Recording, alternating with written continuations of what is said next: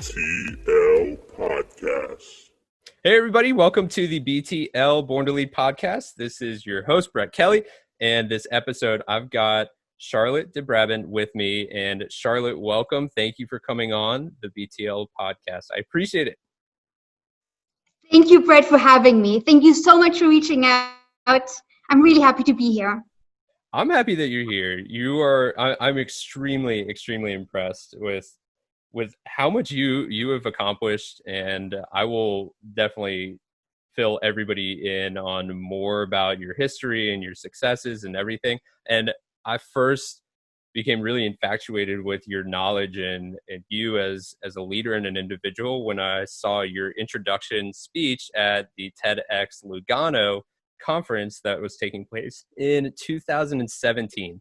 So I want to talk more about that, but do you mind first just giving a quick little introduction of yourself and history? Absolutely.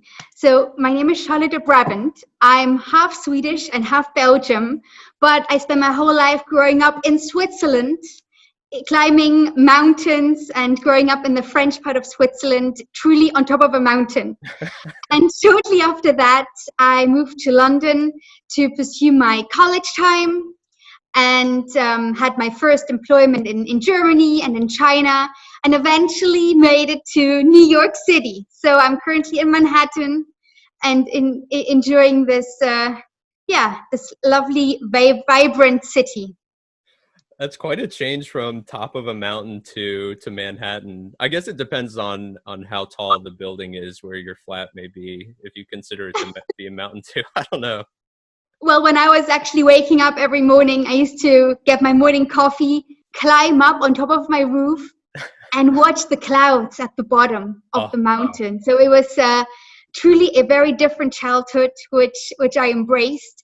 Of course, when you're young, you don't really enjoy climbing the mountains to go to school every day. And just imagine if you forget your pencil, you have to climb that mountain back down and run up to make it to class. So at that time, I did not appreciate it. I was super fit.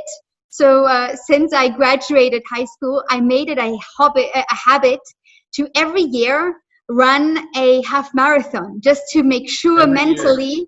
Yeah, every year since I graduated, I run in a different city every single year, just to tell myself that I'm still that young, dynamic, sporty girl which I was quite a few years ago. That's awesome. That's a great challenge every single year, especially to do a new location, new city, and every year test yourself.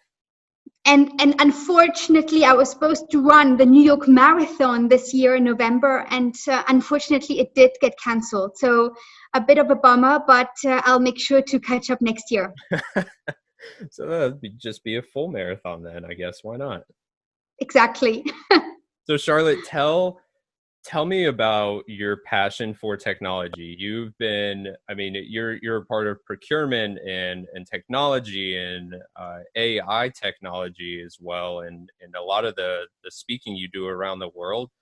What is it about technology that you're so passionate to really know so much about it, be engaged with it? Tell me about the passion. Where is it coming from? Well, I think you correctly mentioned already that TED Talk, which I gave a few years ago, and that truly made me aware of what global trends are happening in the world. We're going through major global shifts, global trends happening on a daily basis. We have the whole digital mobile future that truly kicked in, and that was truly a few years ago when I gave that TED Talk. But then we have the change of demographics. We have the contingent workforce. We have also the whole you were in sales, so customer and demands are being more personalized. We have that whole change. We have a change in CSR and sustainability. And I think this whole digital global economy, it has truly tremendously changed over the past years. And especially now during COVID, especially the word digital, transformation, these are keywords which are currently vibrating in each other's mouth on a daily basis. Yep. So, you know, it's interesting to see that the whole internet just imagine these technologies we're using on a daily basis without even really recognizing. If it's Google, if it's Facebook, if it's Instagram, if it's messaging, YouTube, Twitter, all these different apps we started to use, and just how many million people use them every second of the day. It's just crazy. It's crazy times, and especially during COVID.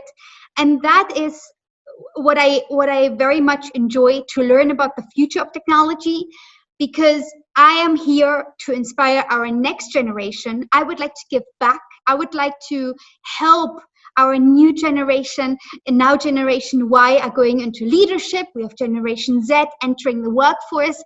I would like to truly inspire our next generation to embrace these technologies, because they ultimately are going to change the future of work.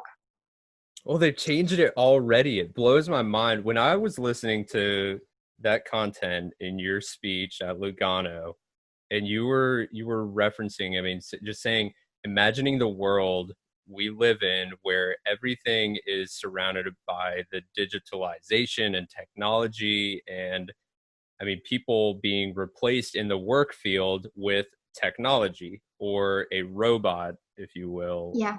And thinking of COVID hitting and how that changed the dynamic of the world as we knew it. And that was only, what, 5 months ago? How crazy is that? Just imagine. No, it's incredible. And now it seems that you were almost like predicting the future or something like that. I just couldn't believe it.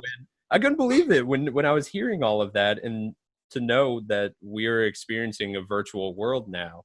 Everything is Zoom. People are not spending, the hundreds and thousands of dollars on their corporate offices anymore. They're working from home, and they're getting rid of this. Absolutely.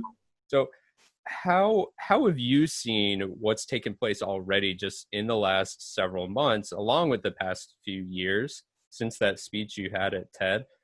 How have you seen this change, and what does the future for the work field look like? Thank you for that great question. Well, I've worked in 5 different industries, experiencing the whole future of work, this whole digital shift taking place.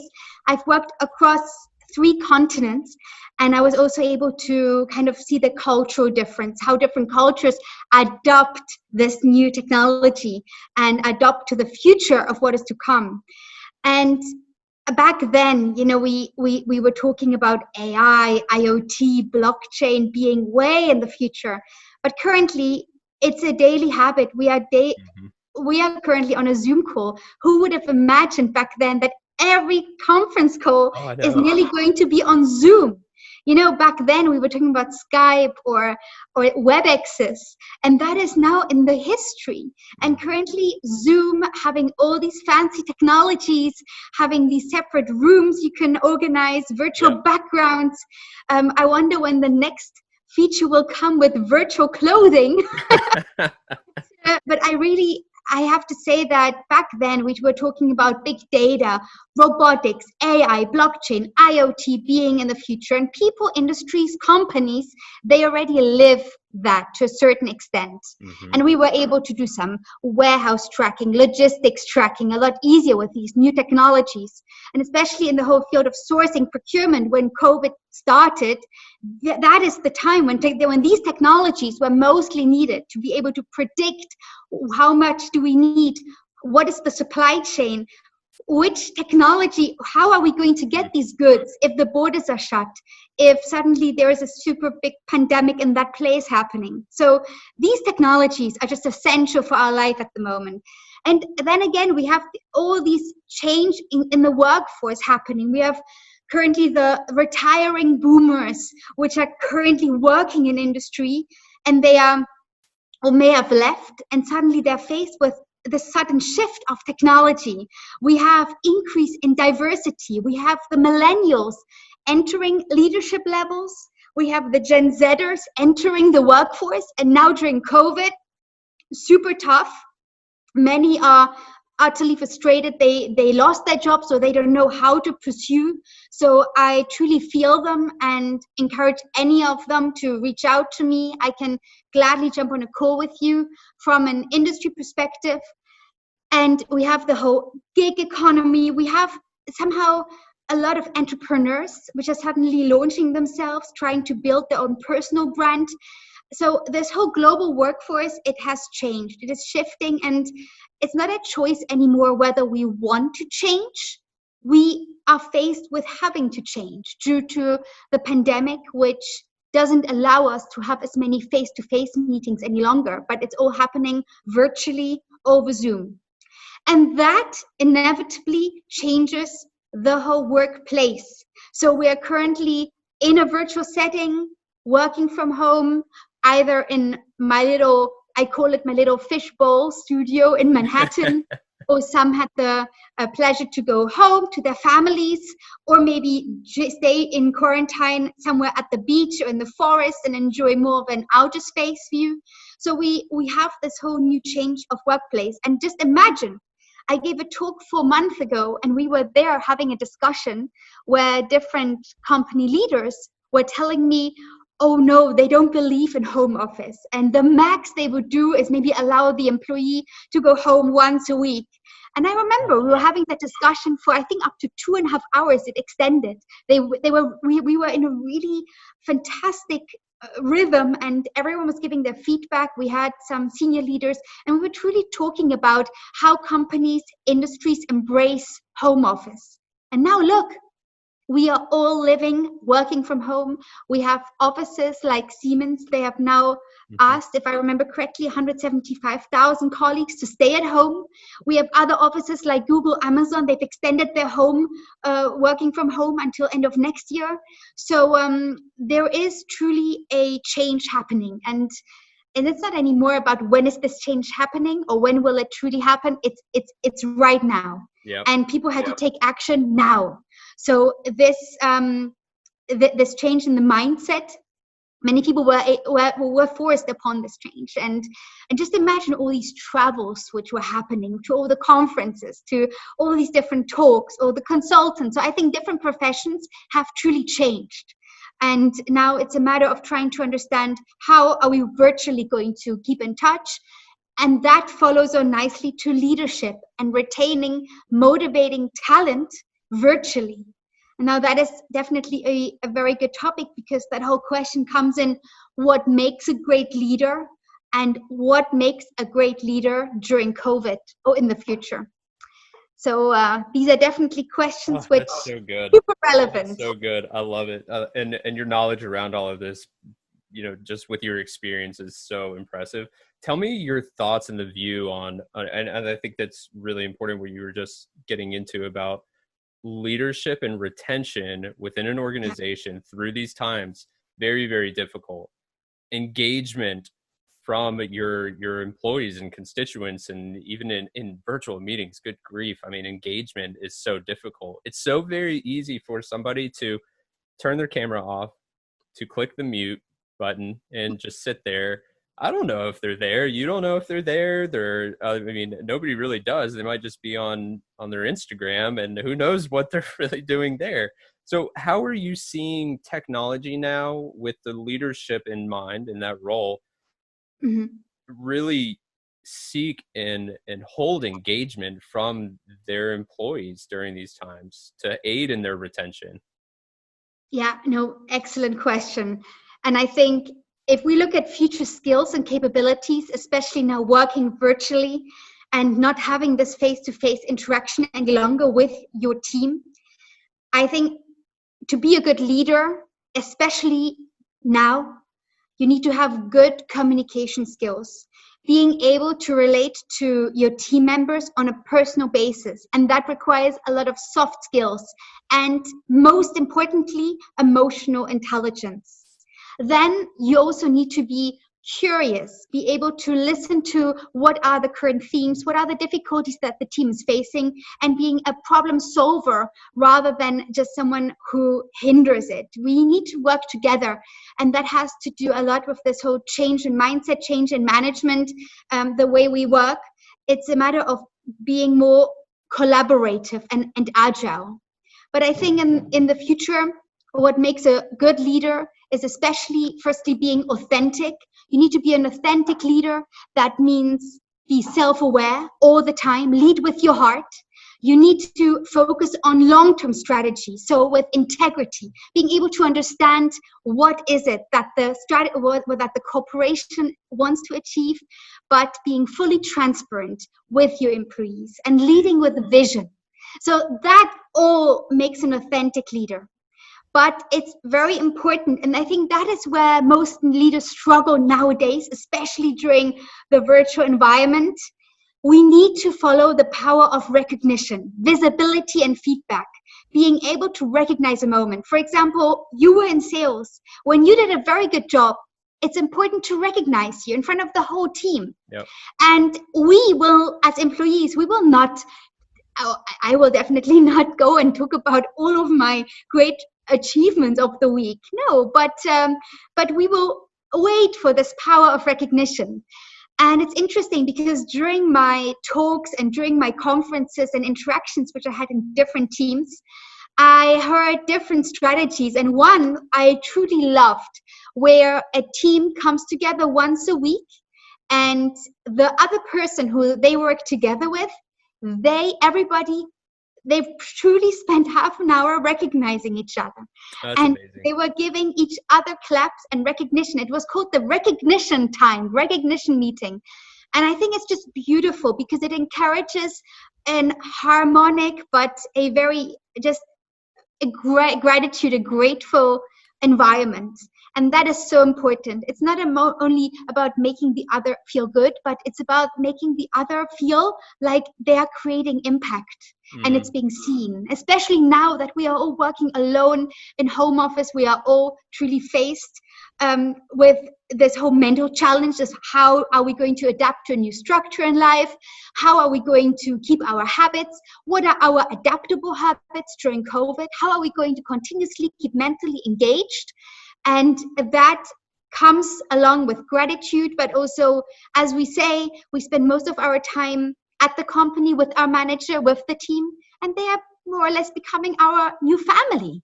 We spend so much time at work, then with our true family. So they are our family. And there's no better way that the family recognizes all the hard work you're putting in instead of just staying silent. So that all has to do with authenticity. But I think especially during COVID, so authenticity, the second pillar, being people-centric. So truly understanding during this time, think of each individual or in your team as them being a whole person and adapting to their style. Understanding what is it that they would like to get out of that work environment. What are their goals? How can you be of best assistance for them to grow? And that is the definition for me of a true leader, helping the other thrive even more than you can ever imagine yourself to be or the other person to be. Help them, support them, and assist them. And that will increase the trust.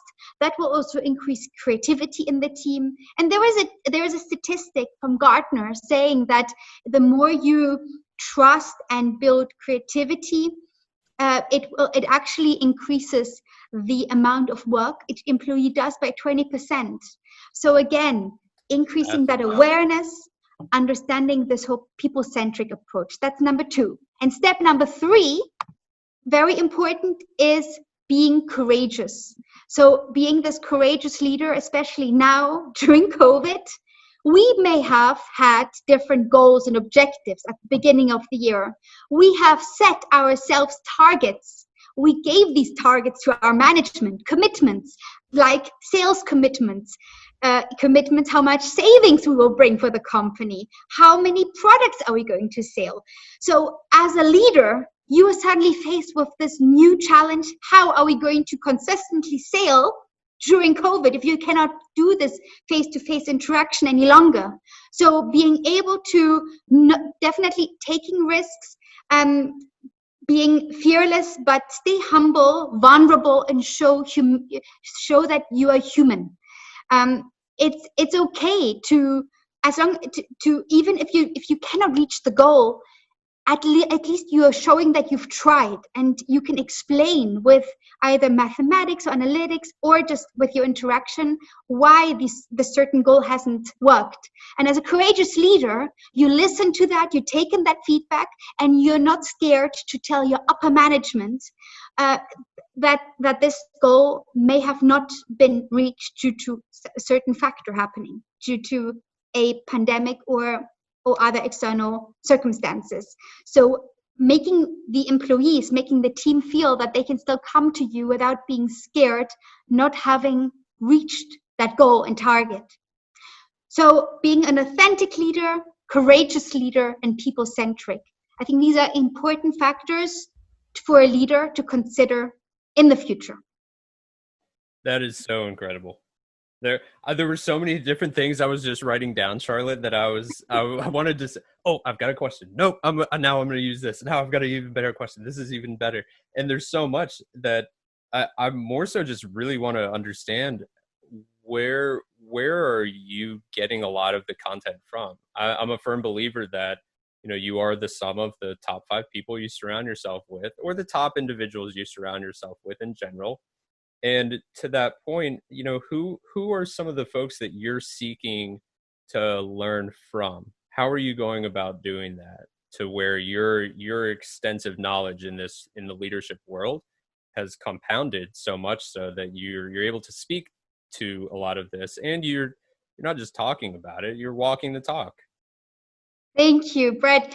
Well, I think there have been truly 3 inspirational thought leaders in my life, starting with my dad, who even before COVID, when I joined the workforce after college, he helped me to firstly draw up a structure to my day. He helped me to structure my day, still making sure that I'll be happy since now I'll be in the workforce. And he helped me to first go into the workday with a certain structure, with a mindset. But over my time having worked in industry, I came across one incredible leader. His name is Joel Gresta, who taught me to be inspired to inspire. And that has truly taught me to listen, to understand what do other people thrive, want, desire in their life, and how can I be the best inspiration to them, but also giving back. And he is truly a true leader who helped me to help your talent, help the colleagues in your team to thrive and become better than you can ever imagine yourself to be. And then the third biggest mentor is David Meltzer. And especially during COVID, he has been my go-to friend, mentor, advisor, everything which I can truly imagine. David has firstly taught me not to only stick to my habits, which my dad helped me to draw up many years ago, a decade ago, but David Meltzer helped me to look at my adaptable habits during COVID. And how am I going to get into a daily rhythm of planning my whole day in my little fishbowl where I sleep, eat, work out, and just spend 24 hours times 126 days in isolation by myself. So I can say that he helped me first think of what are my adaptable habits. For example, doing my daily morning workout with my best friend from London, getting into a habit where I do my meditation, also making sure I work out, but most importantly, learning, embracing consistently and persistently the word gratitude, being grateful for your health, for your job, for your family, any situation that you may be in at the moment. And everybody has problems. Everybody's going through some sort of tough challenge time, if it's your personal, if it's the family, if it's job related. Life is not perfect, and perfection is just not possible. But awareness of gratitude and transformation is. And he has taught me to firstly embrace the word gratitude, being grateful all the time. I started it was difficult for me because I thought, how can I just be grateful for everything? So at the beginning, I thought of maybe 3 things that I did today, which I'm grateful for before going to sleep. And then I thought, it somehow, I was unhappy the whole day, and now I'm happy because I've achieved that. So I shifted. I thought of what 3 grateful points in the morning before starting my day. So that has then shifted my mindset to waking up in the morning and then planning my day, being an owner of your own calendar. You're in charge of how you pick your time wisely, the people you surround yourself with, the thoughts you end up having. We have 60,000 thoughts which are just swirling around in our mind on a daily basis. And it's up to us to pick out which thoughts do we want to keep and which do we want to get rid of. And the only way to be able to control your mind is through gratitude. I felt that since I've become more grateful of every project that comes into my mind, understanding what is the meaning of these people suddenly reaching out to me, embracing my goals, setting out the right frequency, I suddenly had fantastic opportunities which came to me even during COVID. And one of my goals I was able to achieve during COVID. And this is a time where I can say through gratitude, then sending out the right vibration of the goals and desires that you would like to achieve. And thirdly, giving back. Every time I give back, every time I help, I advise, I jump on a call, I get to discuss, create impact, but mostly change the world for our future generation. I was able to get happiness inside of me, feel that I'm doing something right. And like this, keep going. You know, even now we are speaking together outside of my working hours. And I have my full-time job, which is 200% of my commitment. But of course, my passion to give back, to be able to share my thoughts, my desires, my techniques, my mentorships. That is what I love to do in my free time. That's why I'm so glad that you said yes to coming on here, because that's every bit of what you just said is in alignment with, you know, the vision long term and the mission behind the podcast BTL itself. I really would love to learn more about maybe the first time that you actually sensed the belief and the power or passion that you have for leadership. What was the first time that you can really recall when you thought about I really love this. I mean, this is powerful stuff. This is incredible. What was it? What would you say?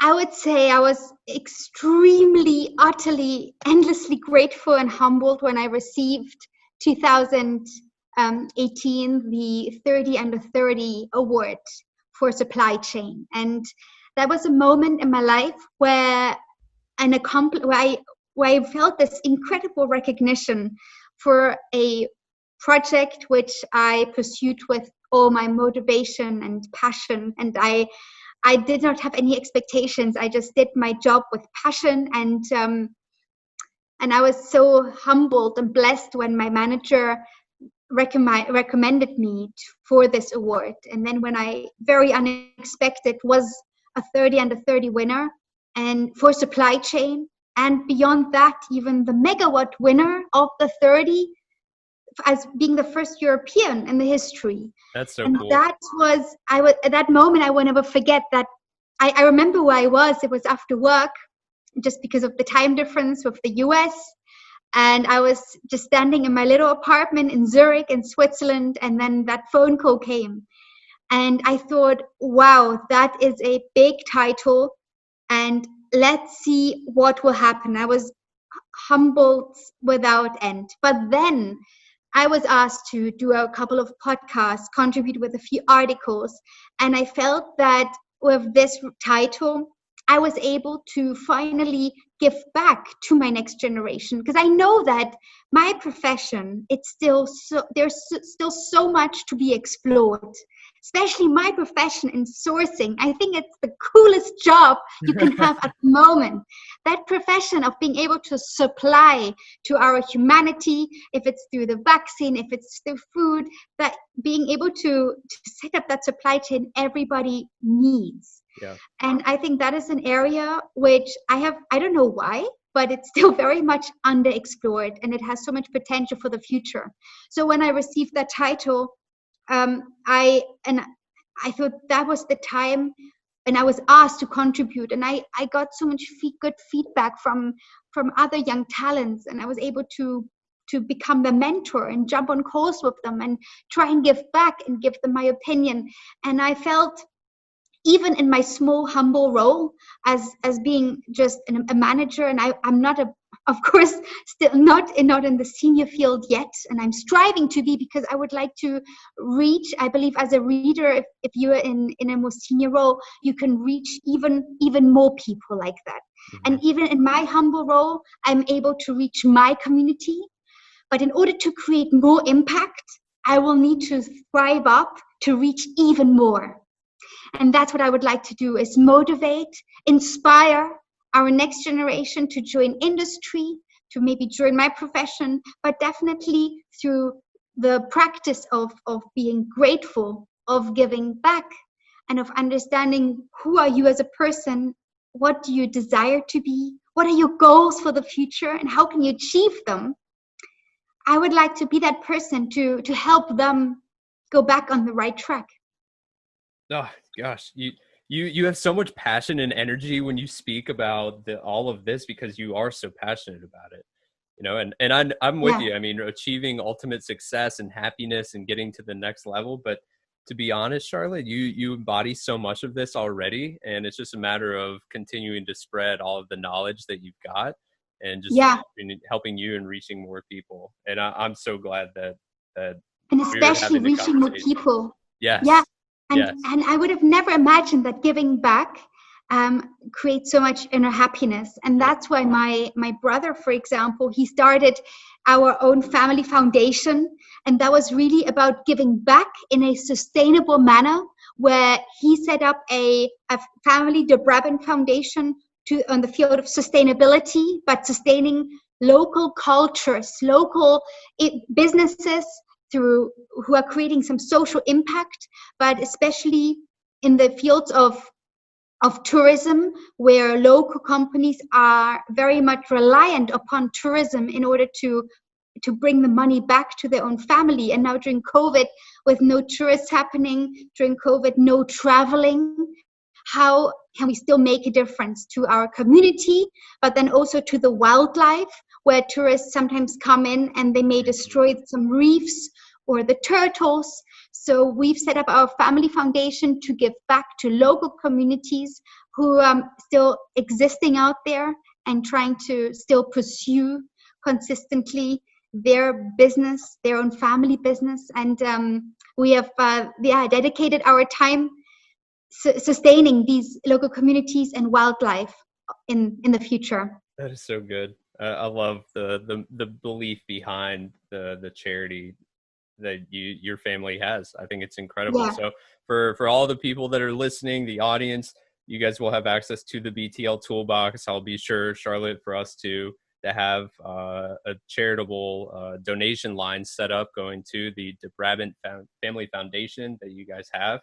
And I just wanted to get one last question from you, just with some clarity around some words of wisdom from you, Charlotte, on keys to developing themselves, the next generation of leaders, that is. So what are some of those keys for individuals to go take action and focus on today that will change the entire world moving forward?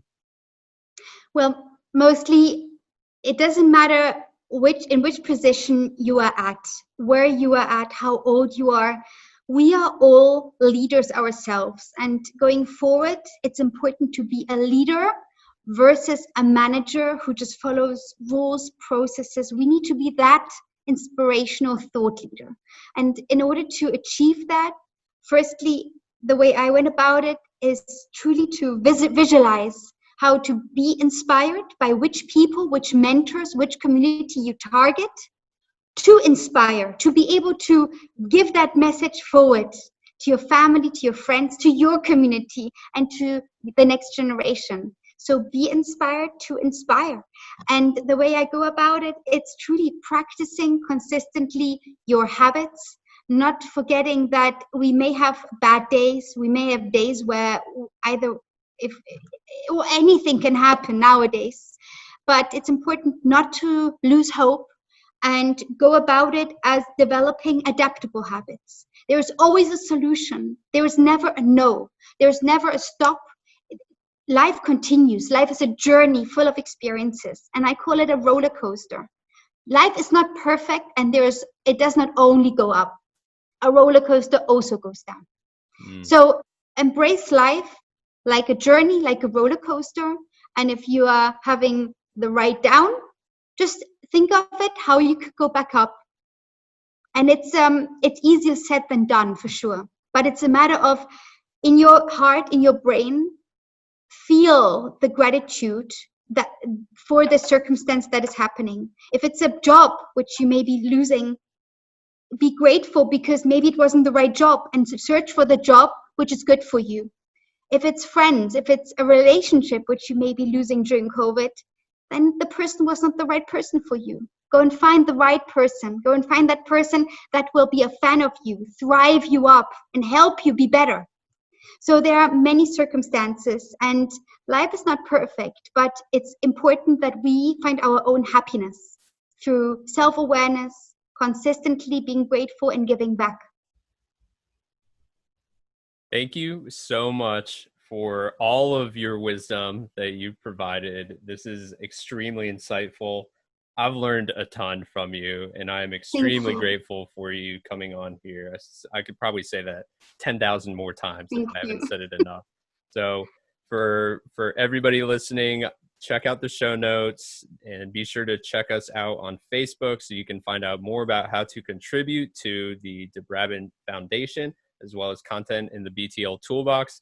And be sure to find Charlotte on social media, which I'll also be sure to tag in the show notes, and on Facebook and Instagram as well. So Charlotte, thank you so much for coming on here. It was a pleasure.